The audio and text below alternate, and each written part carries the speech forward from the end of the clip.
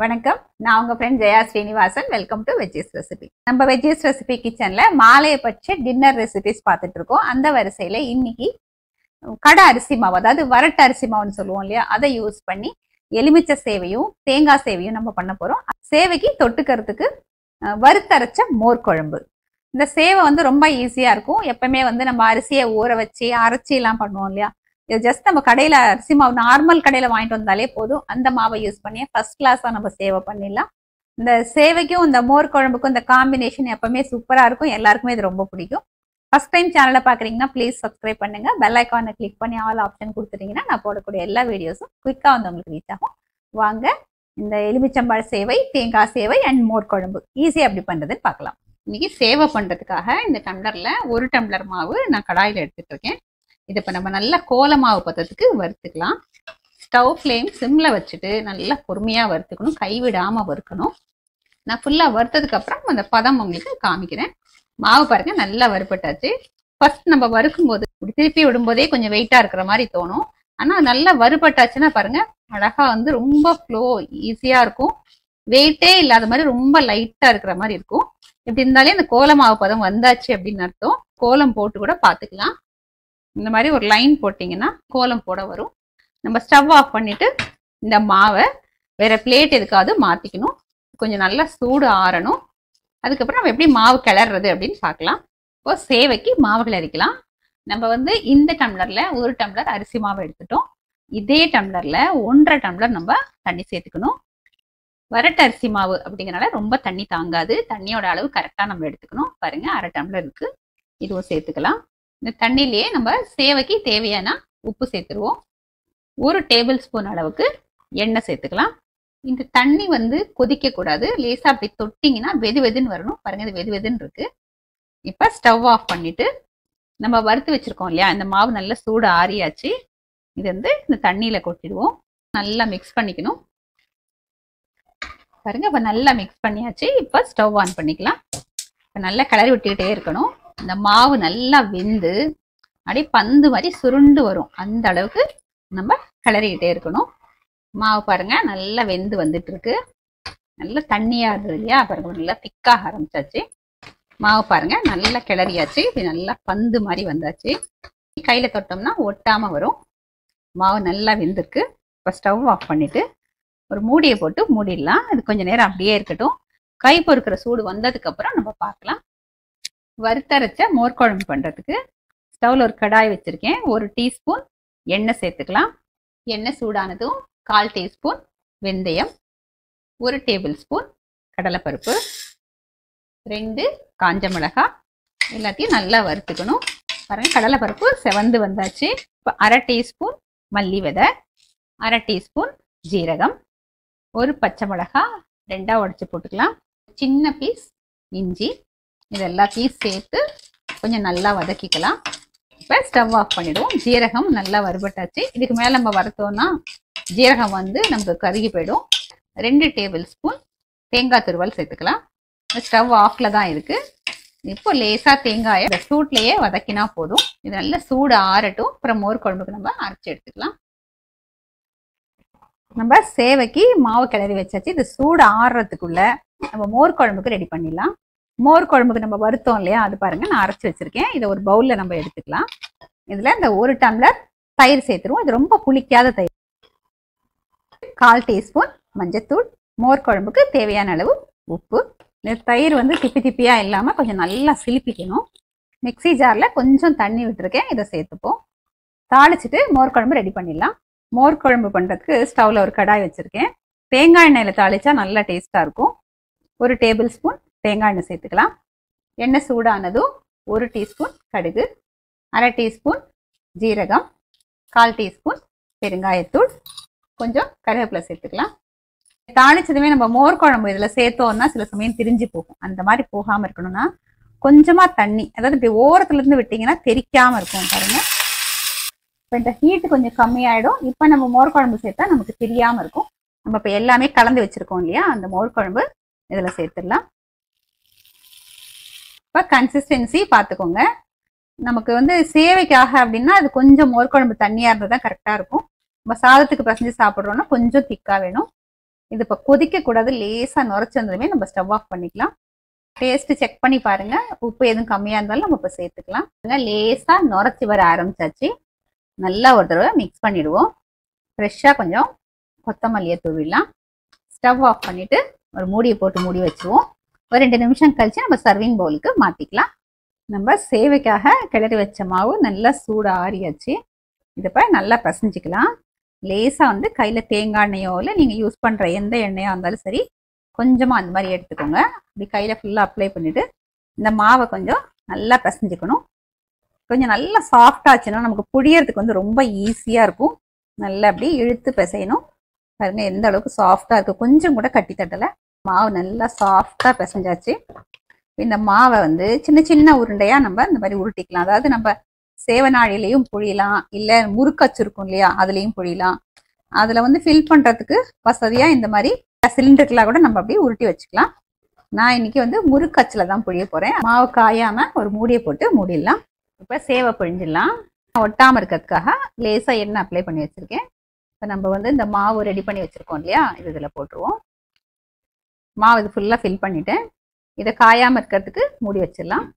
இந்த மாவை யூஸ் பண்ணி நம்ம இல்லை இந்த மாதிரி முறுக்கு பொழியறது நிறைய மாடல் வருது, எதில் வேணாலும் நம்ம புழிஞ்சிக்கலாம். இங்கே வந்து நம்ம ஓம பொடி அச்சு போட்டுக்கணும். ரொம்ப ஈஸியாக இருக்கும், கொஞ்சம் கூட கஷ்டமே இருக்காது. எவ்வளோ நல்லா மெல்லீஸாக கொஞ்சம் கூட விட்டு போகாமல் அப்படியே நூல் நூலாக நல்லா வருது பாருங்கள். இந்த பிளேட்ஸை வந்து இடியாப்பு ஸ்டாண்டில் செட் பண்ணிக்கலாம். இட்லி பானை இருக்கு இல்லையா, அந்த இட்லி பிளேட்ஸ்லேயும் வச்சுக்கலாம். இல்லைன்னா அகலமான பிளேட்டில் கூட ஃபுல்லாக மொத்தமாக புழிஞ்சு கூட நம்ம எடுத்துக்கலாம். நம்ம உதுத்து விட்டு சேவை தான் நம்ம இன்னைக்கு பண்ண போகிறோம். நான் ஆல்ரெடி இட்லி பானையில் தண்ணி வச்சுட்டேன் பாருங்கள், நல்லா கொதிச்சிட்டு இருக்கு. நம்ம சேவை பிழிஞ்சு வச்சுருக்கோம் இல்லையா, இந்த ஸ்டாண்டை இதில் இறக்கிடலாம். இப்போ மூடியை போட்டு மூடிடுவோம். ஃப்ளேமையும் வந்து மீடியமில் வச்சுப்போம். 5 நிமிஷத்தில் வெந்துடும். வெந்ததுக்கப்புறம் நம்ம பார்க்கலாம். 5 நிமிஷம் ஆயாச்சு, நம்ம திறந்து பார்த்துருவோம். பாருங்கள் பர்ஃபெக்டாக வெந்திருக்கு. இந்த மாதிரி கொஞ்சம் ஷைனிங்காக இருந்தாலே வெந்துருச்சுன்னு அர்த்தம். ஸ்டவ் ஆஃப் பண்ணிவிட்டு கொஞ்சம் சூடு ஆறுனதுக்கப்புறம் இதுலேருந்து நம்ம ஒரு பவுலுக்கு மாற்றிக்கலாம். இப்போ கொஞ்சம் சூடு ஆறியாச்சு, எடுத்துக்கலாம். நல்லா சாஃப்டாக சூப்பராக இருக்கும். தேங்காய் பால் போட்டு சில பேர் சாப்பிடுவாங்க இல்லையா, அந்த மாதிரி சாப்பிடலாம். இந்த மிக்ஸ்டு வெஜிடபிள்ஸ் ஸ்டூ, குருமா அதெல்லாம் தொட்டு சாப்பிடுவாங்க இல்லையா, அப்படி சாப்பிட்டாலும் சாப்பிடலாம். இன்னைக்கு நம்ம பண்ண போகிறோம் இல்லையா சேவை, அது மாதிரியும் பண்ணிக்கலாம். இது எல்லாத்தையும் ஒரு பவுலுக்கு எடுத்துப்போம். பாருங்க எந்த அளவுக்கு அழகாக சூப்பராக வந்திருக்கு. நல்லா வந்து சாஃப்டாகவும் இருக்குது, பார்த்தாலே தெரியும். ஒரே தட்டில் கூட நம்ம புழிஞ்சிக்கலாம். ஒரு மூடியை போட்டு மூடி வச்சுருவோம். அப்போ தான் நமக்கு காயாமல் இருக்கும். அடுத்தது வந்து இந்த பிளேட்டில் புழிஞ்சிடலாம்னு நினைக்கிறேன். லேசாக எண்ணெய் தடவி இருக்கேன். வெறும் தேங்காய் பாலோட சாப்பிட்ணும் அப்படின்னா தனித்தனியாக அந்த மாதிரி புழிஞ்சிக்கலாம். நம்ம எப்படி இருந்தாலும் இதை உதுத்து விட போகிறோம், அதனால இதுலேயே புழிஞ்சிடலாம். பாருங்கள் எவ்வளோ ஈஸியாக இருக்குது. கொஞ்சம் கூட எஃபர்ட் எதுவும் போட வேண்டிய அவசியமே இருக்காது. சின்ன சின்ன டிப்ஸ் தான், அதை கரெக்டாக ஃபாலோ பண்ணிட்டீங்கன்னா கடை மாவுலேயே சூப்பராக நம்ம சேவை இடியாப்பம் எல்லாமே பண்ணிக்கலாம். ஃபுல்லாக புழிஞ்சாச்சு. நம்ம அதே மாதிரி ஸ்டீம் பண்ணி எடுத்துக்கலாம். எலுமிச்சை சேவைக்கும் தேங்காய் சேவைக்கும் ஒன்றா தாளித்து நம்ம பிரித்து எடுத்துப்போம். இப்போ இதில் 2 டேபிள் ஸ்பூன் எண்ணெய் சேர்த்துப்போம். எண்ணெய் சூடானதும் 1 டீஸ்பூன் கடுகு வெடிச்சாச்சு. 2 டீஸ்பூன் கடலைப்பருப்பு சேர்த்துக்கலாம். 2 டீஸ்பூன் உளுத்தம்பருப்பு. பருப்பு நல்லா செவந்து வந்தாச்சு. இப்போ இதில் பச்சை மிளகா அந்த மாதிரி நீள நீளமாக கட் பண்ணியிருக்கேன். 1 காஞ்ச மிளகாயை 2ஆக உடச்சி வச்சுருக்கேன். இதை அப்படியே சேர்த்துக்கலாம். 1 இன்ச்சு இஞ்சி பொடியாக கட் பண்ணியிருக்கேன், இதுவும் சேர்த்துருவோம். கொஞ்சம் கருவேப்பிலை. பச்சை மிளகாயும் இஞ்சியும் நல்லா வதக்கிப்போம். 1/4 டீஸ்பூன் பெருங்காயத்தூள், கொஞ்சம் வறுத்த வேர்க்கடலை, இது நமக்கு பிடிக்கும் அப்படின்னா போட்டுக்கலாம். நல்லா ஒரு தடவை கலந்து விட்டுக்கலாம். இதுலேருந்து பாதி இன்னொரு பாத்திரத்துக்கோ அல்லது கடாய்க்கோ எடுத்துப்போம். அப்போ ஒரு இதில் நம்ம எலுமிச்சை சேவையும் ஒரு இதில் தேங்காய் சேவையும் பண்ணிக்கலாம். தேங்காய் சேவைக்காக எடுத்திருக்கேன். இதில் கொஞ்சம் வந்து முந்திரி பருப்பு போட்டுக்கலாம். லேசாக வறுத்துப்போம். மீடியம் சைஸ் தேங்காய் 1 மூடியை நான் துருவிருக்கேன். துருவி லேசாக ஒரு தடவை மிக்சியில் போட்டும் எடுத்துட்டு இருக்கேன். இதெல்லாம் நம்ம துருவினதுன்னா ரொம்ப அப்படியே திப்பி திப்பியாக இருக்கும், அதனால இது கொஞ்சம் நல்லா பவுடராக இருக்குது பாருங்க. தேங்காயும் நல்லா வதக்கிக்கலாம். இப்போ ஒருவேளை நம்ம சேவை பண்ணிட்டு உடனே சாப்பிட போறோம்னா அந்த தேங்காயை ரொம்ப வதக்க வேண்டியதில்லை, கொஞ்சம் சாஃப்டாக இருந்தாலே நல்லா டேஸ்ட்டாக இருக்கும். இல்லை இது பண்ணி வச்சுட்டு கொஞ்சம் நேரம் கட்டி சாப்பிட போகிறோம், இல்லை வெளியில் எங்கேயாவது பேக் பண்ணி எடுத்துகிட்டு போகிறோம் அப்படின்னா இந்த தேங்காய் வந்து கொஞ்சம் நல்லா வறுத்துக்கணும். இப்போ தேங்காய் சேவையை நம்ம மிக்ஸ் பண்ணிடுவோம். உதுத்து வச்சுருக்கேன், இது கலந்துடலாம். 1/4 டீஸ்பூன் இந்த மேல் மாவுக்காக உப்பு தூவிக்கலாம். தேங்காயோட சேர்த்து கொஞ்சம் ஜென்டலாக அப்படியே மிக்ஸ் பண்ணி விடுவோம். ஸ்டவ் ஃப்ளேமை சிம்மில் வச்சுக்கலாம். தேங்காய் சேவைக்கு கடைசியாக இறக்கிறதுக்கு முன்னாடி 1 டீஸ்பூன் சர்க்கரை லேசாக தூவி விட்டுட்டு மிக்ஸ் பண்ணிட்டோன்னு வச்சுக்கோங்களேன், நம்ம சர்க்கரை சேர்த்ததாவே யாருக்கும் தெரியாது. ஒரே ஒரு டீஸ்பூன் கடைசியா நீங்க சேர்த்துட்டீங்கன்னா அது வந்து அப்படியே ஒரு மேஜிக் பண்ணும். அவ்வளோ நல்ல ஒரு டேஸ்டா இருக்கும். இப்போ நல்லா மிக்ஸ் பண்ணியாச்சு. கொஞ்சமா கொத்தமல்லி தூவிக்கலாம். நல்லா மிக்ஸ் பண்ணிட்டு அதுக்கப்புறம் சர்விங் பவுலுக்கு மாத்திப்போம். நம்ம எலுமிச்சை சேவைக்கு இந்த தாளிப்பை பாதி தனியா எடுத்துட்டோம் இல்லையா, அது இந்த கடாயில் நான் எடுத்துட்டு இருக்கேன். 1/4 டீஸ்பூன் மஞ்சத்தூள் சேர்த்துக்கலாம். கொஞ்சம் நல்லா மிக்ஸ் பண்ணி விட்டுருவோம். ஏன்னா மஞ்சள் பொடி இந்த எண்ணெயோட சேரும்போது தான் நமக்கு அந்த சேவையில நல்ல கலர் வரும். நம்ம ஸ்டீம் பண்ணிட்டு இருக்கிற சேவையை லேசா உதுத்துருக்கேன். இதை வந்து இதுல நம்ம சேர்த்துக்கலாம். லேசா மிக்ஸ் பண்ணி விட்டுருவோம்.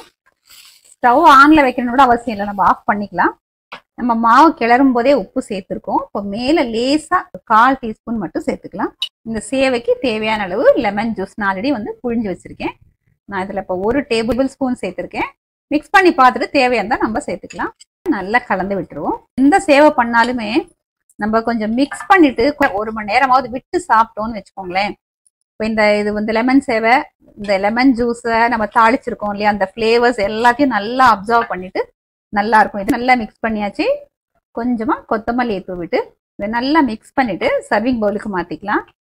நல்ல சாஃப்டான எலுமிச்சை சேவையும் தேங்காய் சேவையும் இது ரெண்டுக்கும் பர்ஃபெக்டா தொட்டு சாப்பிட்றதுக்கு மோர் குழம்பும் சர்விங்க்கு ரெடி. வாங்க இப்போ சேவையை நம்ம டேஸ்ட் பண்ணி பார்த்துடலாம். ஃபர்ஸ்ட் கொஞ்சம் எலுமிச்சை சேவை, கொஞ்சம் தேங்காய் சேவை எடுத்துக்கலாம். மோர் குழம்பு, தேங்காய் சேவையும் மோர் குழம்பும் நம்ம டேஸ்ட் பண்ணி பார்த்துலாம். நல்லா வாசனையா இருக்கு. கைக்கே தெரியுது சேவை வந்து அந்த அளவுக்கு சாஃப்டா இருக்கு. சான்ஸே இல்லைங்க, சூப்பரா இருக்கு. டேஸ்ட் வந்து பர்ஃபெக்டா இருக்கு. சேவையும் வந்து நல்லா சாஃப்டா மெத்துன்னு அவ்வளோ ரொம்ப நல்லா இருக்கு. நல்லா தேங்காய் சேவை வந்து மைல்டான டேஸ்ட் இருக்கிறதுக்கு மோர் குழம்பு தொட்டு சாப்பிடும்போது அட்டகாசமா இருக்கு. வறுத்தரைச்ச மோர் குழம்பு இதே வந்து நம்ம கொஞ்சம் திக்கா பண்ணிட்டு சாதத்துக்கு பசங்க சாப்பிட்டோம்னா அருமையா இருக்கும். லெமன் சேவையா டேஸ்ட் பண்ணி பார்த்துடலாம்.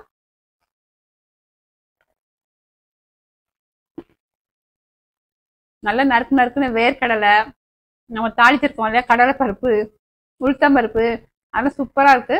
லெமன் வாசனை இவ்வளோ நல்லா இருக்கு. ஒரு மாதிரி ஃப்ரெஷ்ஷா இருக்கு. இஞ்சி ஃப்ளேவர் வந்து ரொம்பவே நல்லா இருக்கு. லெமன் சேவை, தேங்காய் சேவை, மோர் குழம்பு 3மே அட்டகாசமா இருக்கு. இப்போ சேவை அப்படின்னா ஒரு பெரிய பிளானிங் இருக்கும். ஊற வைக்கணும், அரைக்கணும், பண்ணணும்னு. இது அந்த மாதிரி எதுவுமே இல்லை. கடையில போய் அரிசி மாவு அப்படின்னு சொல்லி வாங்கிட்டு வந்துட்டு நினைச்ச உடனே சேவை பண்ணலாம். சேவை பண்றது பெரிய வேலையே கிடையாது அப்படின்னு உங்களுக்கே தோணும். இதே மாதிரி இதே மெத்தட்ல இந்த மாலை பட்சத்துல ஒரு நாள் இந்த சேவையும் மோர் குழம்பும் நீங்க பண்ணி பாருங்க. கண்டிப்பா உங்களுக்கு ரொம்ப பிடிக்கும். எப்படி வந்ததுன்னு கமெண்ட்ல சொல்லுங்க. லைக் பண்ணுங்க, உங்க ஃப்ரெண்ட்ஸ் அண்ட் ஃபேமிலியோட ஷேர் பண்ணுங்க. ஒரு புது மாலை பட்ச டின்னர் ரெசிபியோட நாளைக்கு நம்ம மீட் பண்ணலாம். தேங்க்ஸ் ஃபார் வாட்சிங்.